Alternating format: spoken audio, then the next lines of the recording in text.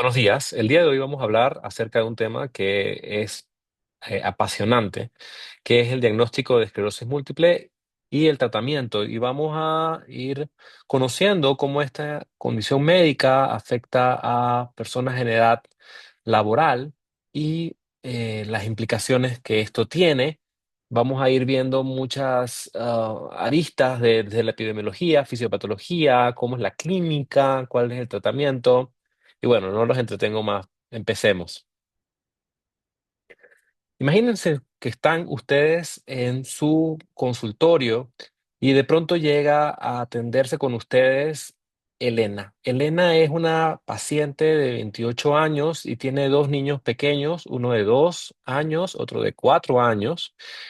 Y Elena les dice que ella está trabajando como abogada a tiempo parcial porque el resto del tiempo se lo está dedicando al cuidado de sus hijos. Ella dice que está muy estresada, que ha estado muy estresada porque es muy difícil compaginar estos dos aspectos de su vida y que hace 6 meses empezó a presentar de pronto, súbitamente, una alteraciones en la sensibilidad, como unos hormigueos en el brazo y en la pierna izquierda, que le duraron más o menos unos 3 a 4 días. Estaba muy estresada por esos días y luego eso se solucionó. Y que hace más o menos 2 meses, también así de súbito, de la nada, sin ningún preaviso, de pronto se comenzó a sentir mareada y cayéndose como hacia un lado, particularmente cuando uno le preguntaba hacia el lado derecho, y esto le duró más o menos otra semana, y también así mismo como vino se fue. En ese momento es el momento en que uno como médico tiene que tomar una decisión y es pensar si todo esto se lo vamos a atribuir a el estrés de su día a día o si realmente habrá alguna otra condición médica subyacente que pueda ser tratada y que debemos diagnosticar. ¿Y por qué es importante conversar de este tema? Y es porque sabemos que mientras más tempranamente se haga un diagnóstico, menor será la escala de discapacidad, menor será la discapacidad que va adquiriendo el paciente. Tiempo es cerebro y médula espinal. Mientras más temprano hagamos el diagnóstico, más temprano podremos ofertar un tratamiento y evitar la discapacidad adquirida.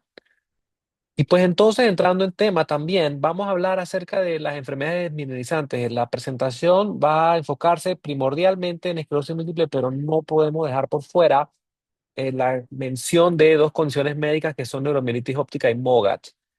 Pero bueno, las enfermedades minimizantes son un grupo de trastornos neurológicos caracterizados, como su nombre bien lo dice, por una pérdida o daño de la mielina, recordando pues que la mielina es la capa que recubre y protege las fibras nerviosas en el sistema nervioso central y periférico. Y al haber esta pérdida de la mielina, pues se va a transmitir en la transmisión de impulsos eléctricos nerviosos normales y esto puede causar una serie de síntomas neurológicos y general discapacidad. Como les comentaba, pues la esclerosis múltiple es la que vamos a conversar primordialmente y hasta el año 2004, antes del año 2004, solamente había esclerosis múltiple.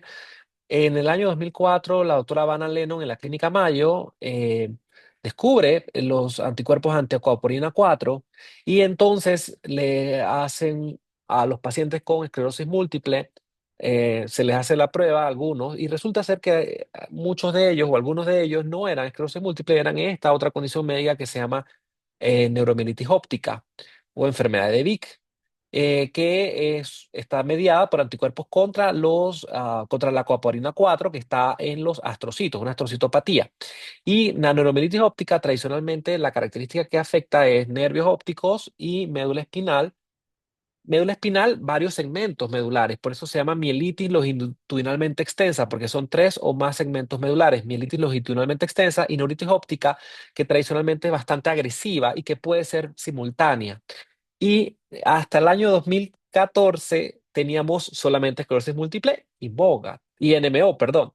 Pero a partir del año 2015, pues se se, se investiga este anticuerpo anti-MOG, este anticuerpo anti-MOG, anti la glicoproteína asociada a la mielina de los oligodendrocitos.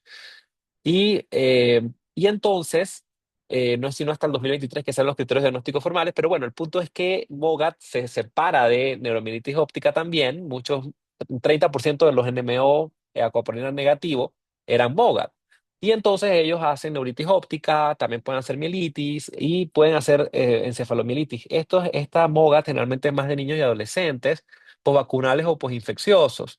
Pero, y la ventaja que tiene el MOGAT es que responde bastante bien al tratamiento de fase aguda y que la mitad de ellos son monofásicos, es decir, nada más ocurre una vez y no repiten.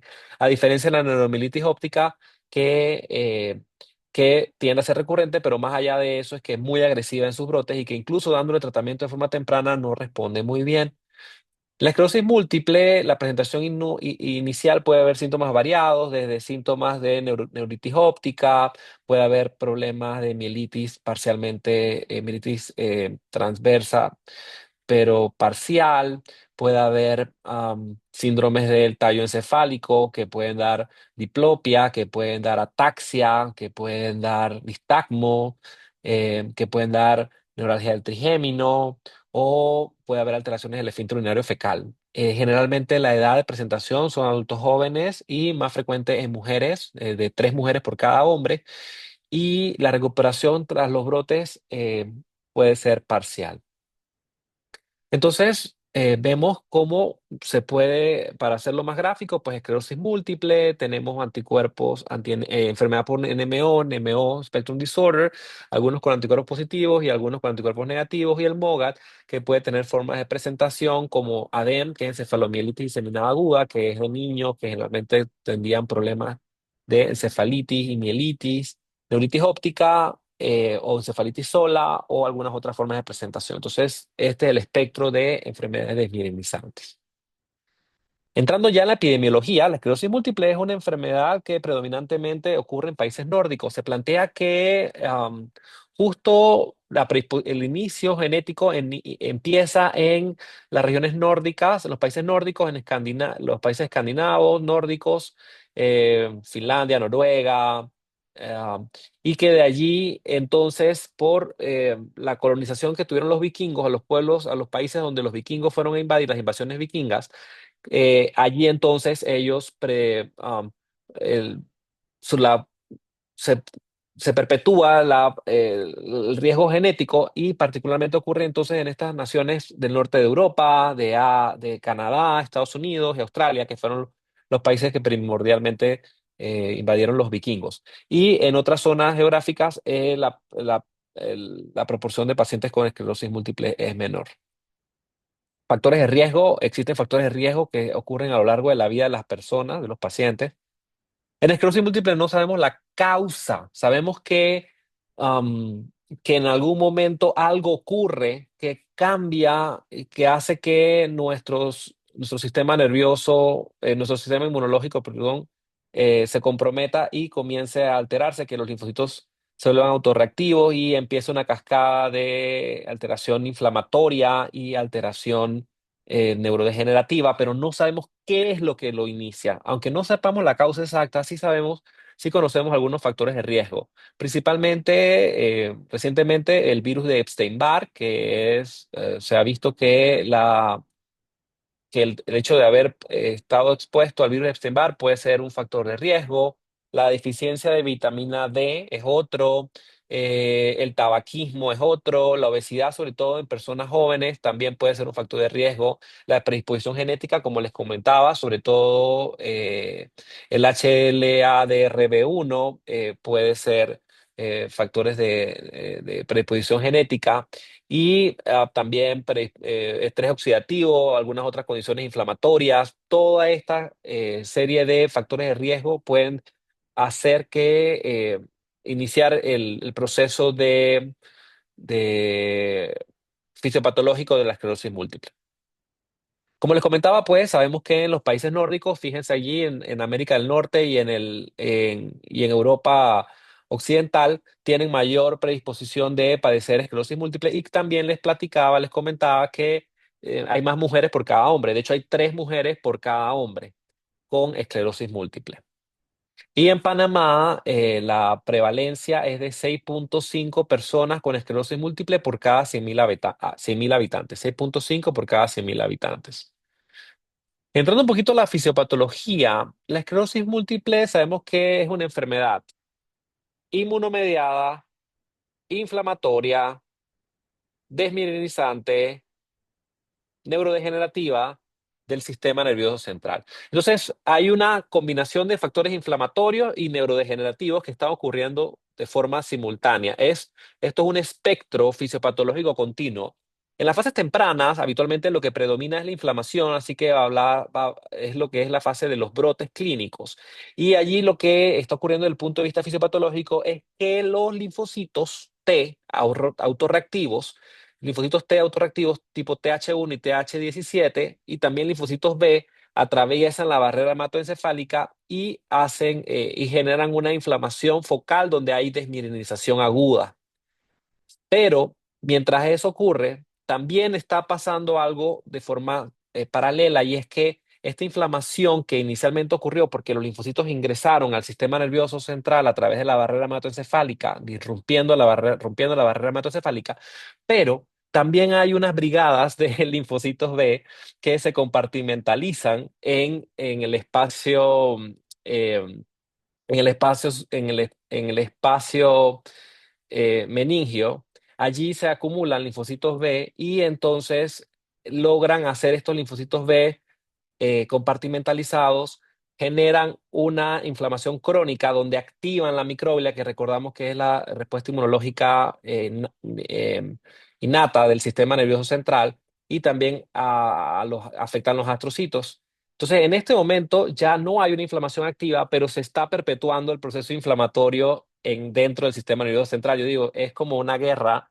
De pronto rompieron las barreras los enemigos, los soldados enemigos entraron al castillo, lo rompieron las barreras, entraron y atacaron, pero a pesar de que luego se reconstruye esa barrera, de pronto no nos dimos cuenta, pero quedaron hordas enemigas dentro del castillo y que pueden estar haciendo complots a nivel del castillo adentro y puede estar generando un daño permanente, más allá de que la barrera ya esté controlada y que de afuera en teoría ya estén los enemigos, pero pudieron haber quedado enemigos adentro. Y esto va a generar un daño axonal invisible. eh, y ya sabemos que antes se planteaba de que el proceso inflamatorio era nada más al principio y que luego al paso del tiempo empezaba el proceso de neurodegeneración. Y sabemos que eso no es cierto. No son fenómenos tardíos. El daño axonal y la neurodegeneración en esclerosis múltiple ocurren desde fases tempranas, de las fases iniciales. Entonces, cuando se hacen consensos de expertos, se encuentra un consenso unánime del 100% de que coexisten de forma simultánea los mecanismos inmunológicos y los mecanismos inflamatorios, coexisten desde el sistema, desde el inicio de la esclerosis múltiple. Hay ahora nuevas dianas y factores de progresión porque ya entendemos que esto no son fases tardías, las fases progresivas, la inflamación compartimentalizada. Y entonces también sabemos que más allá del proceso de linfocitos T y B autorreactivos y del daño tisular intrínseco, hay alteraciones a nivel mitocondrial, el aumento del estrés oxidativo y el fallo energético en los axones y los oligodendrocitos causa daño. Comienza a verse también acúmulo de hierro, depósitos cerebrales de hierro que ahora los estamos detectando a través de resonancias con mayor técnicas avanzadas de resonancia magnética, y sabemos que esta acumulación de hierro favorece acumulación de producción de radicales libres que hacen más daño más deterioro neuronal. Y también sabemos que hay alteraciones en la sinapsis, en la transmisión sináptica, incluyendo el daño por glutamato. Entonces, se han desarrollado nuevos biomarcadores donde están los neurofilamentos de cadena ligera, que son marcadores que se pueden medir en líquido cefalorraquídeo o en sangre y que son sensibles al daño axonal activo. Y en cambio también tenemos la medición de la proteína ácida fibrilar glial, que nos habla más acerca del daño a los astrocitos, que habla más un poco de la progresión.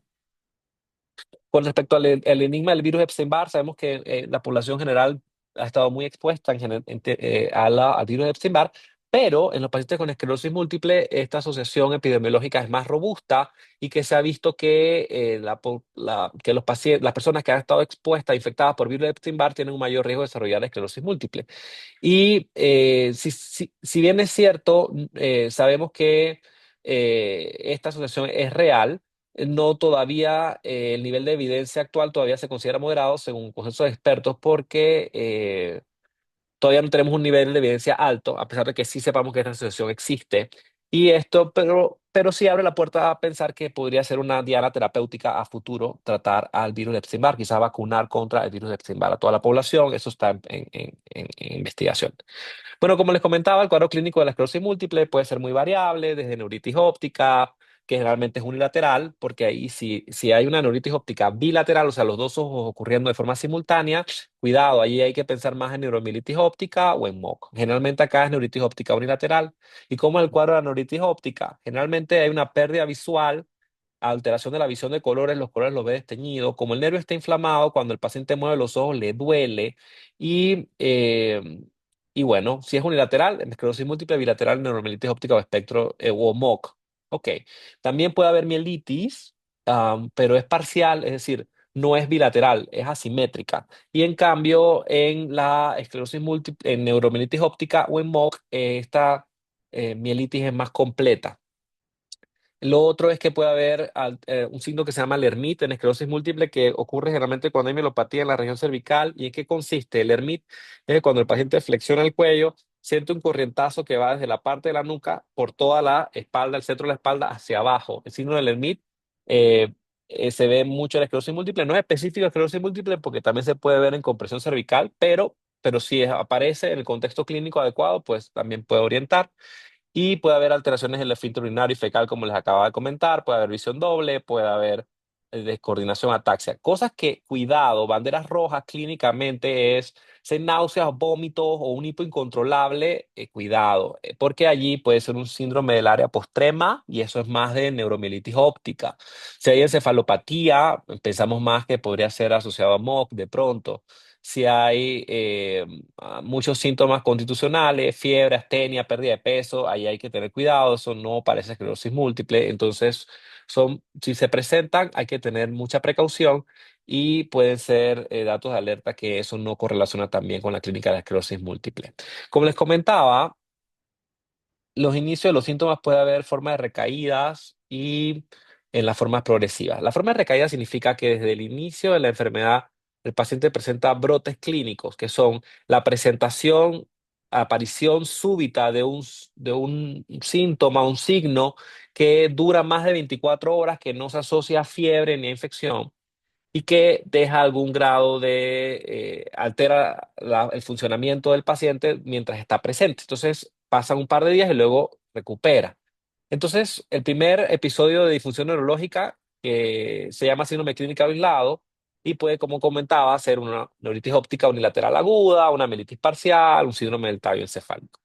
Y en cambio, en las fases progresivas no hay brotes o recaídas clínicas desde el principio. No, no, no. Acá el paciente se comienza a discapacitar de forma progresiva a lo largo del tiempo. No son recaídas, sino es progresión de la discapacidad desde el inicio. Tradicionalmente, afecta más a los miembros inferiores, hacen cuadros de mielopatías progresivas, pero también puede haber algunos pacientes que tengan una hemiparesia que va progresando a lo largo del tiempo, otros pueden tener una ataxia que se va agravando, muy raramente puede haber alteraciones visuales o demencia. Entonces, aquí la imagen de cómo en la parte de los azules vemos cómo esos cuadritos que suben es los eventos clínicos que los brotes o recaídas, pero que en algún momento inicialmente no están atravesando el umbral clínico, que es la línea puntuada, sino que en algún momento entonces sí lo atravesarán. Al principio esto es como una piscina donde no sabemos lo que está ocurriendo debajo del agua, pero ya hay problemas.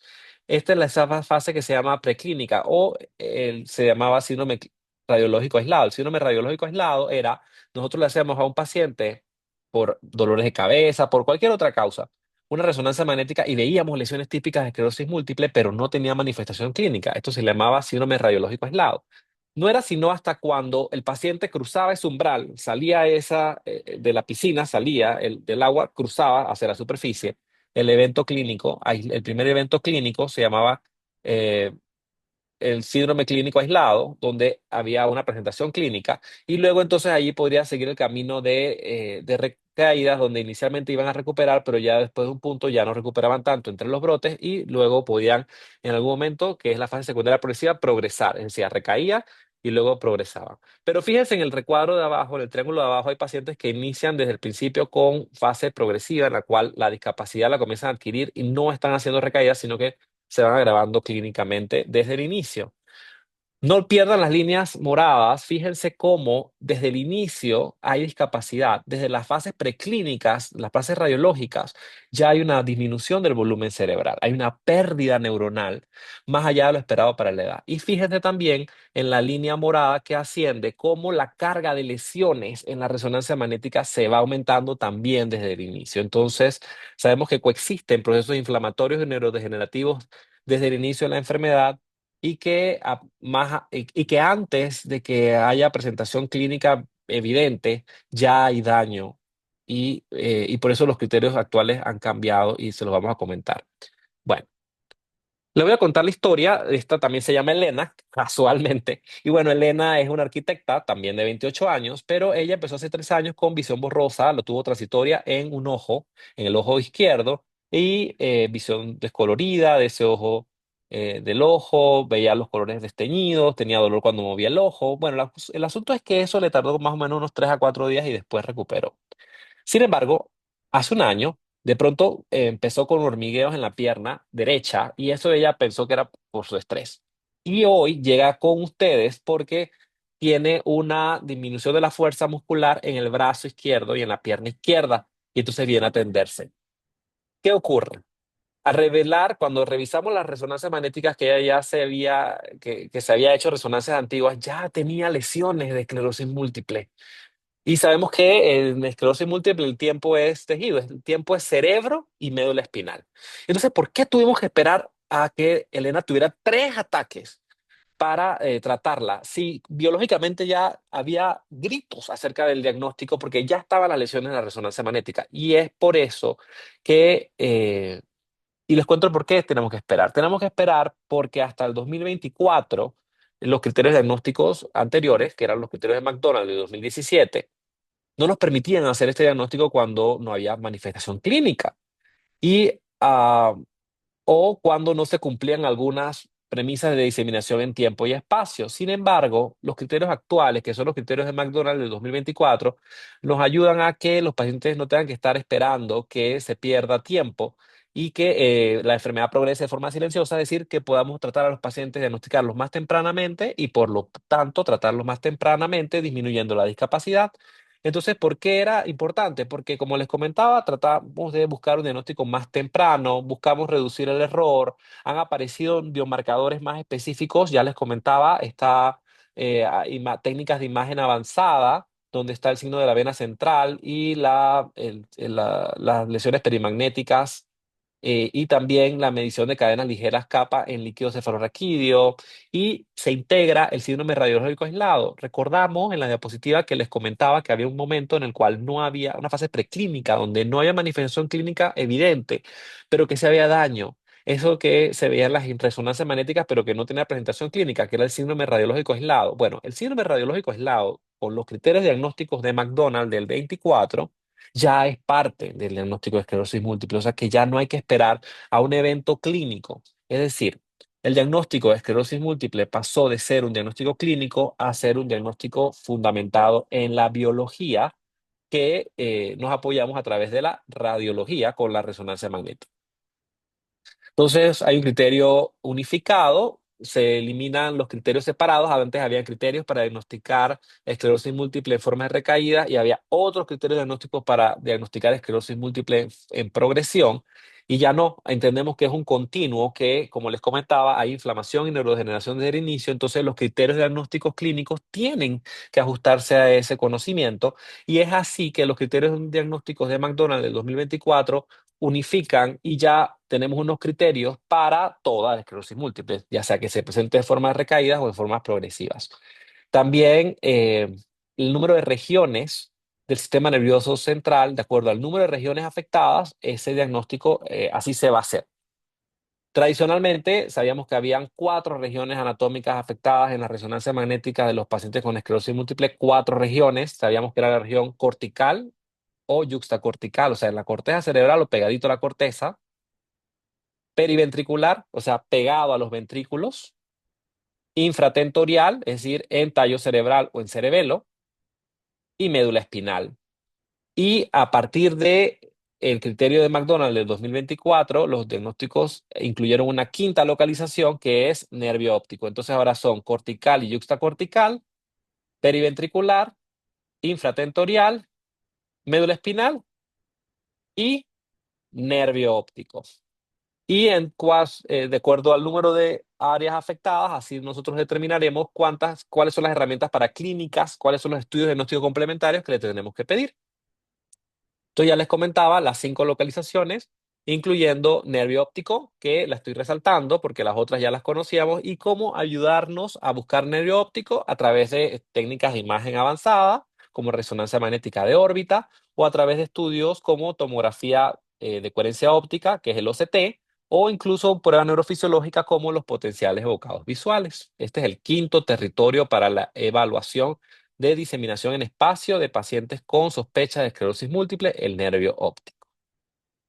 Hay biomarcadores en líquido cefalorraquídeo. En el esquema tradicional teníamos la medición de las bandas oligoclonales, que era una producción proteica. Se determinaba que había proteína, o sea que hablábamos de inflamación activa en el sistema nervioso central. Las bandas oligoclonales se determinaban en el sistema nervioso central y en suero.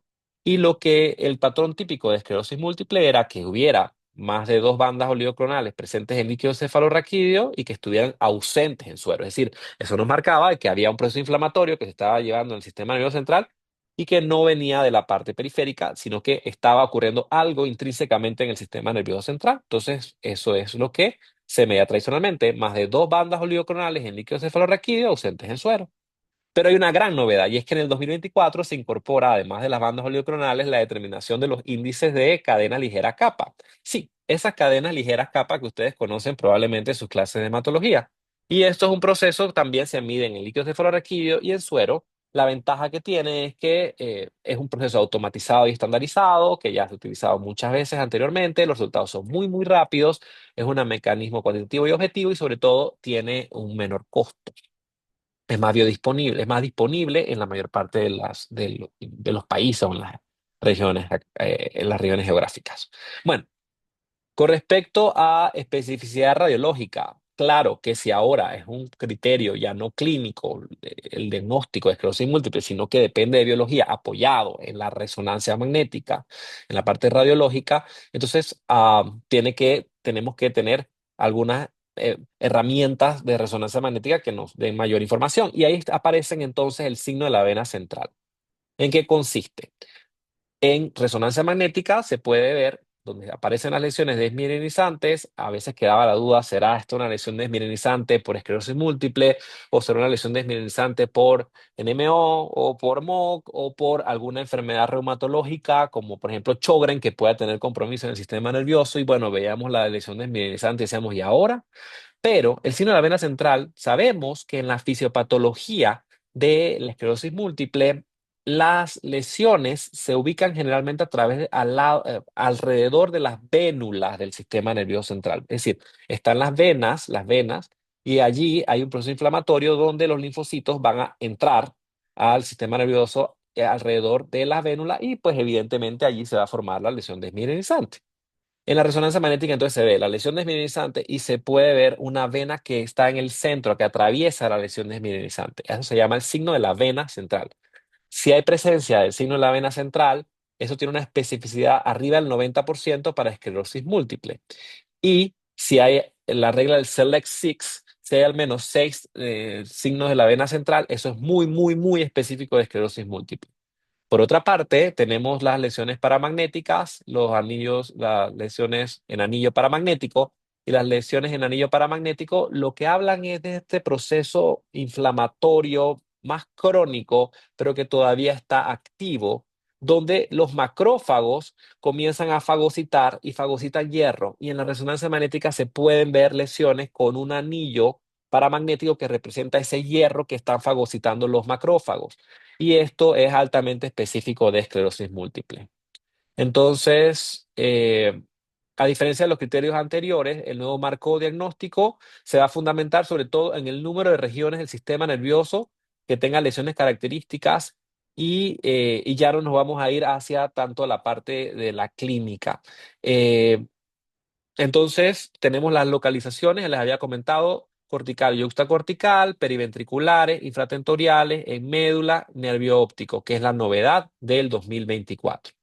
Entonces, las lesiones periventriculares son lesiones que están justo pegaditas a los ventrículos laterales, donde no se ve ningún tipo de sustancia blanca interpuesta. Está totalmente adherido a los ventrículos, pegadito, pegadito al ventrículo. Son lesiones habitualmente ovoideas, o sea, que tienen una forma no es redonda, ni es cuadrada, ni es elíptica, es ovoidea. Y pueden presentarse también lesiones corticales o yuxtacorticales. Cuando hablamos de corticales en la corteza misma o yuxtacorticales, tienen que estar pegado a la corteza. No puede haber sustancia blanca que separe la lesión de la corteza. Tiene que estar en la corteza o pegado a la corteza. Entonces, creo que una imagen habla más que mil palabras. Y aquí vemos entonces lesiones, las que están marcadas allí, son lesiones ovoideas que, eh, que las que están localizándose allí son lesiones que están pegadas a los ventrículos laterales. Lo vemos allí en la imagen y en la de la izquierda también, estas lesiones ovoideas perpendiculares a los ventrículos y que, eh, y que son muy sugestivas de esclerosis múltiple. Y acá vemos lesiones que de aspecto desmineralizante también, pegada a la corteza cerebral. Aquí la vemos en las dos imágenes, pegadas a la corteza cerebral, son lesiones yuxtacorticales. Esta imagen de aquí, a la izquierda, es lesiones periventriculares, en este caso están pegadas al asta de los ventrículos laterales. La imagen de la derecha, vemos el compromiso también que puede ocurrir en cuerpo calloso, estas lesiones desmineralizantes en el cuerpo calloso. Y yéndonos no mostré la de tallo encefálico, esa me falló, pero sí otra localización, acá sí está la de la médula, que vemos que son lesiones cortitas, son de uno o dos segmentos medulares, porque recuerden que las longitudinalmente extensas de tres o más segmentos son más de NMO o de MOGAT, pero acá en esclerosis múltiple son pequeñitas, de una o dos lesiones, y que generalmente están localizadas en la parte posterior o en la parte lateral de la médula espinal, como vemos en los cortes axiales. Entonces, una matriz diagnóstica. ¿Cómo es el diagnóstico? Si el paciente tiene cuatro o cinco regiones anatómicas afectadas en la resonancia magnética, es decir, tiene cuatro o cinco, cortical o yuxtacortical, periventricular, infratentorial, médula y nervio óptico, o esas son las cinco o cuatro de ellas, allí el diagnóstico es esclerosis múltiple, ahí no se necesita ningún paraclínico, ahí se confirma la esclerosis múltiple, no hay que hacer más nada. Allí, con eso, esclerosis múltiple. No necesita clínica, no necesita más nada. ¿Qué pasa si tiene nada más dos o tres regiones? Si solo tiene dos o tres regiones, allá hablamos de una carga lesional intermedia, allí nos queda más la duda, no podemos ser tan certeros, necesitaremos apoyo. ¿Apoyo de qué? De líquido cefalorraquídeo comparativamente con el suero para detectar a ver si hay presencia de bandas oligoclonales o bien, como comentamos, de el nuevo reemplazo que es el índice de cadena ligera kappa, el líquido cefalorraquídeo comparativamente con el suero, con un índice mayor de 6.1 del índice de cadenas ligeras kappa.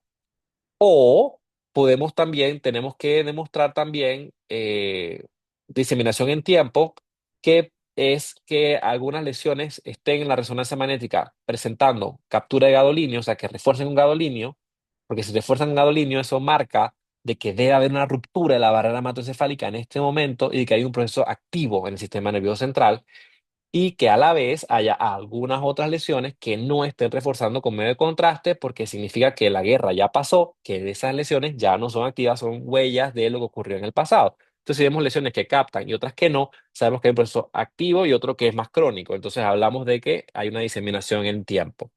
Entonces, se necesita al menos uno de los criterios, es decir, dos o tres lesiones afectadas, más líquido cefalorraquídeo positivo o diseminación en tiempo. Y entonces allí podemos lograr hacer el diagnóstico de esclerosis múltiple. Si solo es una región anatómica afectada, mucho, mucho, mucho más cuidado porque eso es una baja carga lesional y ahí hay que tener mucho cuidado con diagnosticar a la ligera esclerosis múltiple. Allí necesitaremos al menos dos de las siguientes cuatro cosas que les voy a comentar. Por un lado, el líquido cefalorraquídeo, ya sea por las bandas oligoclonales específicas en líquido cefalorraquídeo, más de dos en líquido cefalorraquídeo ausentes en suero, o por el reemplazo con el índice de cadena ligera kappa, mayor de 6,1, comparando líquido cefalorraquídeo versus suero.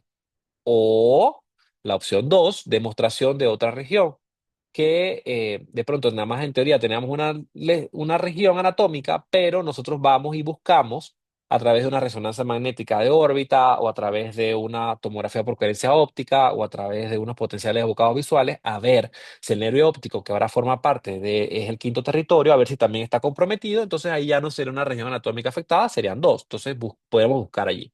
Lo otro es si hay estas imágenes avanzadas como el signo de la vena central o las lesiones con borde con anillo paramagnético, la paramagnetic rim lesions o el signo de la vena central. Si esto está presente, es otra opción. O diseminación en tiempo, que les comentaba que eran lesiones activas con reforzamiento, con medio de contraste, con gadolínio en algunas lesiones y en otras no. Entonces, pero aquí, para hacer con una sola región anatómica, necesitaríamos al menos dos de estos cuatro criterios. Ya les había comentado el signo de la vena central, que es esta vena central que atraviesa la lesión desmineralizante y eso se ve en secuencia de susceptibilidad y nos habla de esta inflamación alrededor de las vénulas, que es muy característica de esclerosis múltiple, también se lo había contado, específica más del 90% y la regla del Select Six, que ya le había dicho también.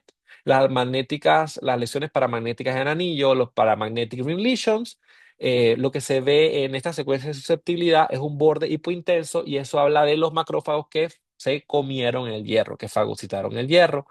Nos habla de este proceso inflamatorio crónico activo, también es altamente específico de esclerosis múltiple y a diferencia de las signos de la vena central que necesitábamos al menos 6, acá con una pudiera ser un criterio adicional.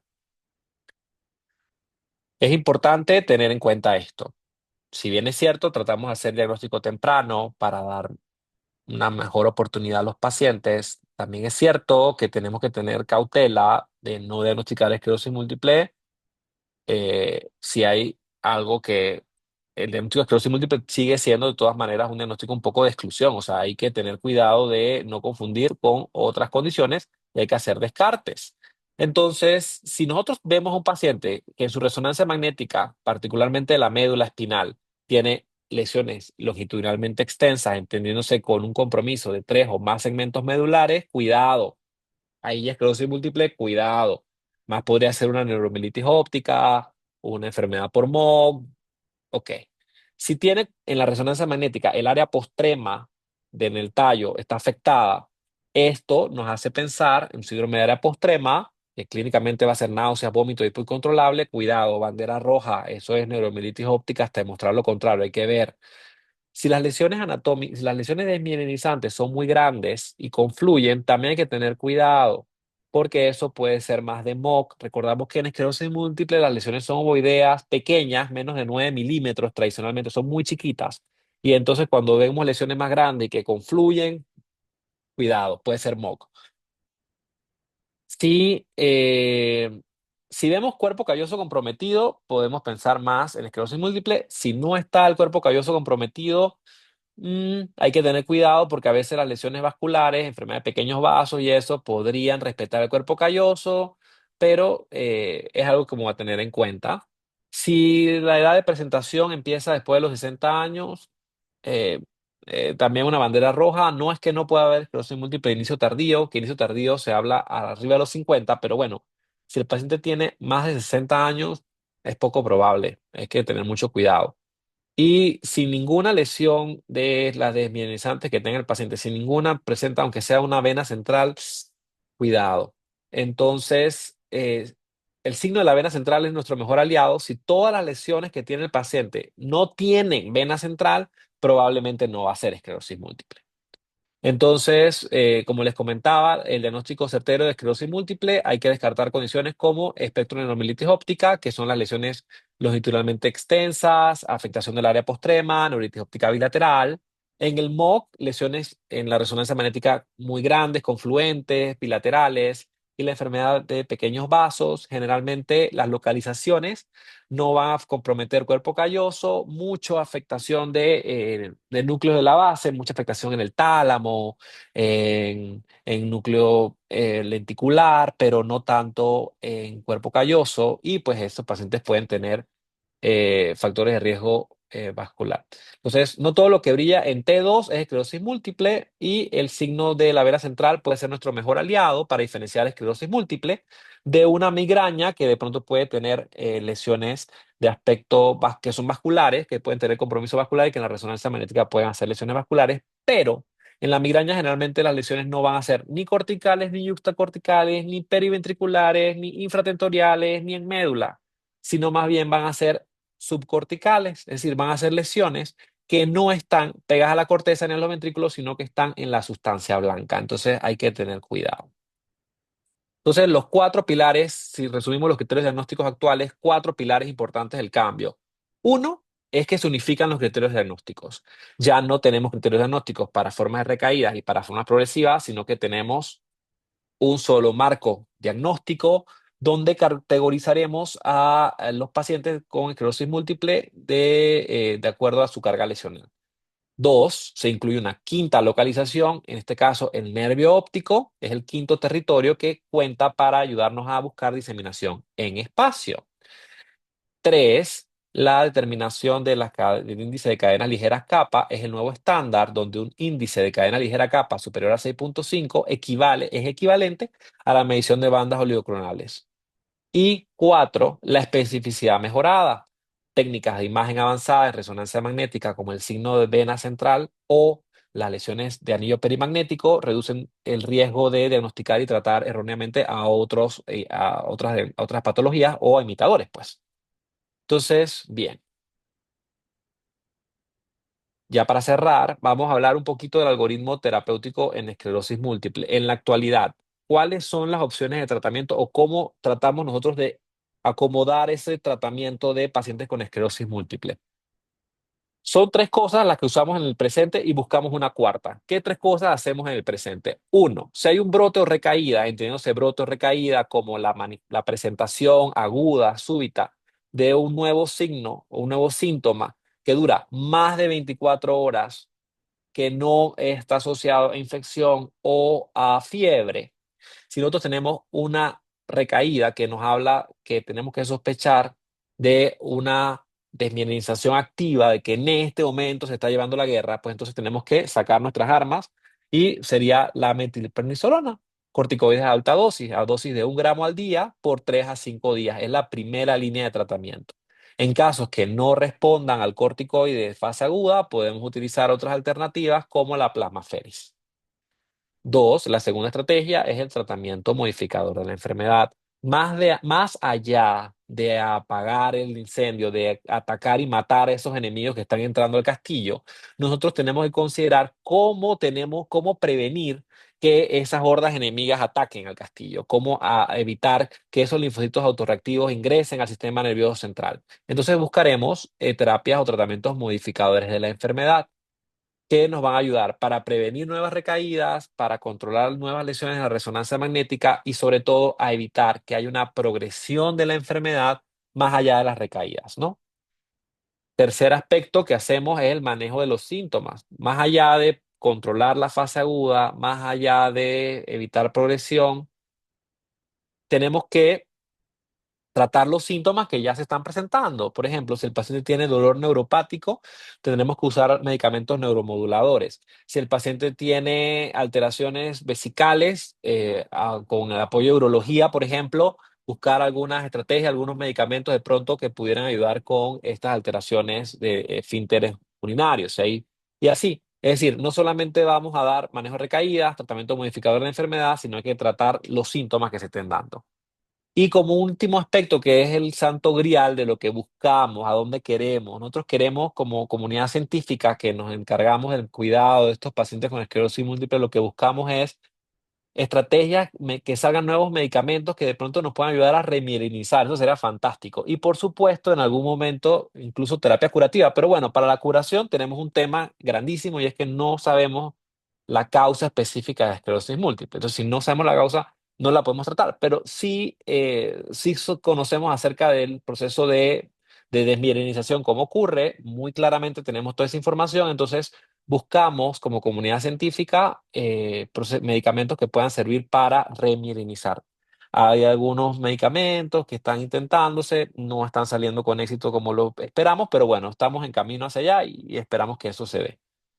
Entonces, los tratamientos modificadores de la enfermedad. Tenemos tradicionalmente, porque ya hablamos de fase aguda, es corticoide de altas dosis y la plasmaféresis si no funciona. Pero en este segundo aspecto, que es el tratamiento modificador de la enfermedad, tenemos tradicionalmente terapias que salieron realmente en 1993. O sea, antes de 1993, claro que la esclerosis múltiple ya estaba, ya existía, pero no teníamos tratamientos. No fue hasta el 93, que eso es muy poco, hace muy pocos años. Pero bueno, el punto es que salieron inicialmente los interferones, que eran inmunomoduladores más bien, no inmunosupresores, sino inmunomoduladores, los interferones, el acetato de glatiramer, y luego salieron algunas otras terapias orales como teriflunomida o dimetilfumarato. Y esto tiene una utilidad en el presente y es solo para estas formas de recaídas, pero que tengan una baja actividad inflamatoria y sobre todo que no tengan factores de mal pronóstico. Pero en la actualidad, en el presente, nos inclinamos mucho a utilizar terapias de alta eficacia, de muy alta eficacia, alta y muy alta eficacia, que son opciones avanzadas. Allí tenemos terapias de forma oral como moduladores del receptor de esfingosina 1-fosfato, que lo que hacen es atrapar esos linfocitos autorreactivos en los nódulos linfáticos, los encarcelan a esos enemigos en los nódulos linfáticos y ahí tenemos el ejemplo del fingolimod. También tenemos tratamiento oral como cladribina. Cladribina que lo que hace es un recambio de los linfocitos, elimina los linfocitos autorreactivos y hace una reconstitución inmune donde permite que se puedan producir nuevos linfocitos que ya no sean autorreactivos. Hace un recambio inmunológico. Luego tenemos terapias como anticuerpos contra linfocitos B, como los anti-CD20, donde está el ocrelizumab, el ofatumumab y el rituximab, que está usado off-label. Luego tenemos el natalizumab, que lo que hace es que bloquea esa barrera hematoencefálica, bloquea esa migración de los linfocitos al sistema nervioso central, y el alemtuzumab, que también tiene un mecanismo de recambio inmune, al igual que la cladribina, pero bueno, el alemtuzumab se utiliza para casos muy refractarios porque tiene el perfil de seguridad no es tan bueno como el de los otros cuatro grupos. Entonces, escalada progresiva, o sea, tenemos que ir de poco a poco o ponemos un golpe inicial bien fuerte. Y el tratamiento, la evidencia actual es contundente. Tenemos que entrar con todo. Si el paciente tiene factores de mal pronóstico, desde el inicio, a pesar de que en ese momento clínicamente esté bien, pero si tiene factores de mal pronóstico, a ese paciente tenemos que ser contundentes y empezar con terapias de alta eficacia desde temprano. Luego también tenemos que considerar aspectos como precisión. Nosotros hacemos una selección porque ahora tenemos, gracias al cielo, tenemos una amplia gama de tratamientos para esclerosis múltiple, para tratamientos modificadores de la enfermedad y tenemos que considerar cuál es el perfil de riesgo del paciente y cuáles son banderas rojas que nos dicen, cuidado, a este paciente, factor de mal pronóstico, mejor le dejas un tratamiento de alta eficacia, no te vayas por los tratamientos clásicos. Aquí las banderas rojas para alta eficacia son, si el paciente tiene carga lesional alta, es decir, que en la secuencia de resonancia magnética T2 tenemos 9 lesiones o más, muchas lesiones, pues más de 9 lesiones, eso es factor de mal pronóstico. O si tiene lesiones en el tallo, o sea, infratentoriales, o en la médula, esos dos territorios, infratentorial y médula, mal pronóstico. Cuidado. Si hay presencia de bandas oligoclonales en líquido cefalorraquídeo, también bandera roja. O si ha tenido un brote y no se recuperó al 100% de ese brote, clínicamente no se recuperó al 100%, también eso es un factor de mal pronóstico. El otro aspecto que también tenemos que considerar es que si sabemos que son mujeres en edad reproductiva, es el deseo de planificación familiar, la posibilidad de ser madres. Y la esclerosis múltiple en la presente no se riñe con la posibilidad de ser mamá. Entonces, allí tenemos que considerar en mujeres en edad fértil cuáles serían los mejores medicamentos o las mejores estrategias. Tenemos que considerar y seleccionarlo. Biomarcadores de seguridad, por ejemplo, en el caso de natalizumab, tiene un riesgo de reactivación del virus de JC, causando algo que se llama leucoencefalopatía multifocal progresiva, que es algo muy delicado, muy severo y que no es reversible. Entonces, nosotros hacemos una medición del virus de JC en suero en los pacientes que están usando natalizumab. O también hay que considerar este cuarto aspecto de las comorbilidades, porque si el paciente tiene riesgo cardiovascular alto, no puede utilizar o no debería usar este medicamento que atrapaban los linfocitos en los neurolinfáticos, que eran los moduladores de fingosina fosfato, como el fingolimod, por ejemplo. Si el paciente tiene problemas del hígado, teriflunomida no sería una buena idea. Y entonces debemos individualizar. Es decir, cuando nosotros tenemos al paciente que vamos a ofrecer tratamiento para esclerosis múltiple, en la clínica de esclerosis múltiple o los neurólogos que escogemos el tratamiento, nosotros tenemos que considerar todos estos aspectos y luego entonces conversar cuáles serán las opciones y que el paciente en conjunto con nosotros decida cuál sería su tratamiento, pero nosotros tenemos que perfilar al paciente. Y bueno, lo dejo con el mensaje final que quisiera transmitir es que el diagnóstico en esta época, con los criterios de McDonald de 2024, el diagnóstico de esclerosis múltiple es un diagnóstico biológico y que se debe hacer instalar de forma temprana.